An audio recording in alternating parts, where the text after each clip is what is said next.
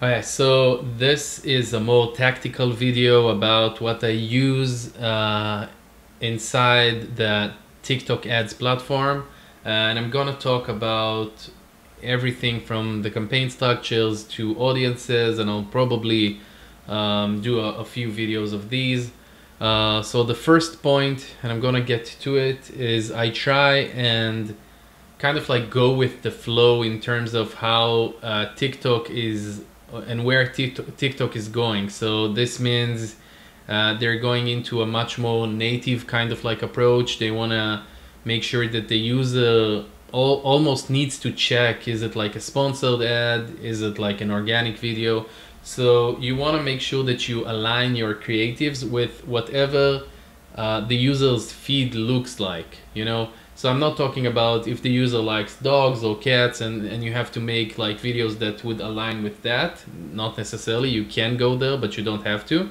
I'm talking about stuff like, you know, if the user is aiming towards more of like UGC type of content, which type of UGC? Is it like outdoors, indoors? Is it mostly women, mostly men, and stuff like that? So that's the creative aspect of it. And then when you go into the technical stuff, you want to use as much Spark ads as you can. Spark ads are those ads that basically take a video, a post that you already uploaded and published inside your TikTok organic page with the headline that you used, and then it grabs it into a sponsored ad. So that's very good because you get more followers, and I was talking about that in the last few videos that I talked about how to get, you know, long-term thinking and get these assets and resources that you could use later on. So that's one. But also because the user actually inside TikTok is much into, and I've talked about that as well, but that's a part of the research and discovery loop. They want to make sure that they have someone to reach out to when they need to leave a review, when they need customer support. They want to see who stands behind the ad, behind the project, behind the product. So you want to make sure that the user would actually go inside the page and check out other ads and stuff like that. So that's one. And you can see the number of people who actually follow organic pages. They actually click on the page, you know. They wouldn't like they can't like the page if they don't go inside and really check the stuff, and they want to be a part of the brand or see more of the content that you have inside that TikTok page or channel.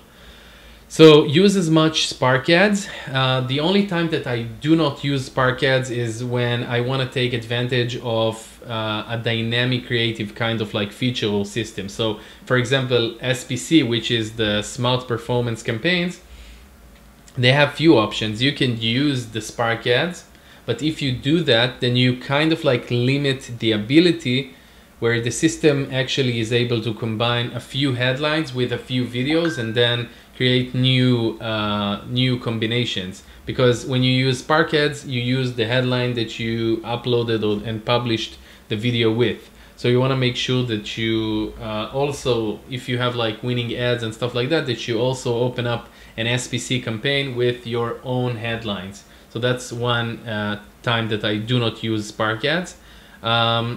I'm also using both SPC campaigns and normal campaigns, both wide targeting and specific targeting. When I do specific targeting, unlike Facebook where everyone is like really targeting broad, I try and really go into the niche. So if I know that I'm targeting women that are into supplements, then I'm gonna have like supplements like videos that talk about these kinds of stuff. And if I have men, then I would have just like creatives that align with the targeting. So that's one thing. The other thing that I test always would be cost cap campaigns versus the normal option, which is the equivalent of highest volume in Facebook, which is just like maximizing conversions. Sometimes you'd be surprised at how much cost cap campaigns work extremely well. Cost cap would be the equivalent of bid cap inside Facebook, because with a very low cost cap campaign, you're not gonna get impressions. You want to make sure that you dial it in. It is a combination between the average on the account and what the algorithm sees inside that specific campaign in terms of like the initial engagement and the average inside that specific campaign. What I want to say by that is that if you get, for example, you have a new funnel, let's say you've been running for 6 months and you have this funnel that converted at $100, and then you go and you open up a new funnel and you want to test that. Maybe it has different price points, maybe it has different advertorials, and you're gonna try and open up a cost cap campaign, and you're gonna dial in, for example, $50 because you believe that this, or you know that this funnel works a lot better on Facebook or Google and stuff like that. You're not gonna get the same number of impressions, or you're not gonna get impressions at all, because the account already knows the average, and you're gonna see that average inside the simulator when you click on cost cap campaigns. The creative wizard, like that you open up, the campaign wizard that you publish your new campaign through, is gonna suggest a cost cap bid, and you're gonna see that that bid is much higher. If that bid that you're gonna put down is much smaller than what you see in that simulator, you can be in a spot where you don't get any impressions, and maybe you want to consider either really bidding high and then trying to bid down as the average goes down and the CPA goes down, or you want to open up a new account and start fresh.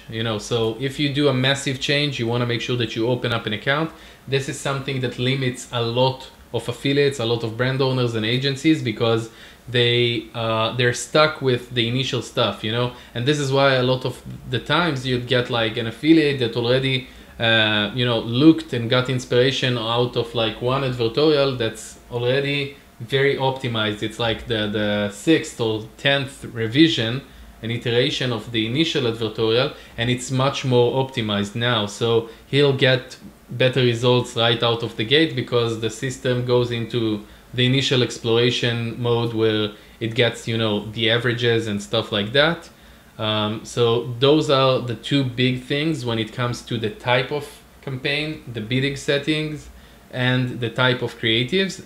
In my next videos, I'm gonna dig deeper into some other stuff that I'm testing and tactical stuff.